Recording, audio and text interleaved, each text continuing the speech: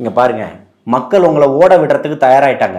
ஓடி போறதுக்கு உங்களுக்கு வழி தெரியாம நீங்க முழிச்சுக்கிட்டு இருக்கிறீங்க. புரியுதுங்களா?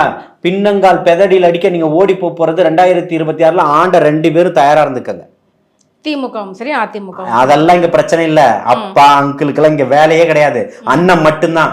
2026 மிகப்பெரிய ஒரு மாற்றத்தை கொண்டு வருவதற்கான, மக்களாட்சியை இங்க கொண்டு வருவதற்கான மிகப்பெரிய ஒரு கட்டமைப்பை ஏற்படுத்தி தமிழக வரலாற்றில் இதுவரைக்கும் காணாத மிகப்பெரிய ஒரு சாம்ராஜ்ய மாநாடு நடத்தி காட்டியிருக்கிறாருன்றத இங்க மிகப்பெரிய ஒரு புரட்சி எழுச்சியும் வந்திருக்குன்னு சொல்லக்கூடிய ஒரு விஷயமா பார்க்கப்படுது. மக்கள் மத்தியில் இன்னைக்கு அதுதான் பேசப்படக்கூடிய மிகப்பெரிய ஒரு பொருளா இருக்கு.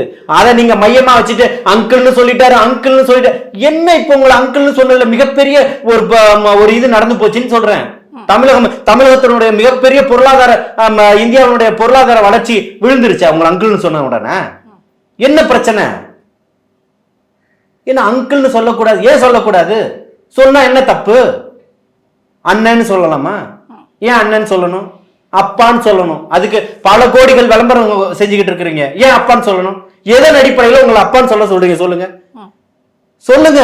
என் தங்கச்சி கத்துனால கதர்னால ஸ்ரீமதி கள்ளக்குறிச்சியில அவர் ரத்த காடா கடலுக்கு செத்து மிதந்தால இன்னைக்கு வரைக்கும் என்னன்றதை தீர்ப்பே தெரியாம உட்கார்ந்துட்டு இருக்காங்களே, இது அவருடைய அப்பாவா? என் தம்பி அஜித்குமார் கதர்னு கத்துனால, செய்யாத தவறுக்கு அடிச்சு கொன்னுச்சு இந்த அரச பயங்கரவாதம், அது சொல்றீங்களா அப்பான்னு?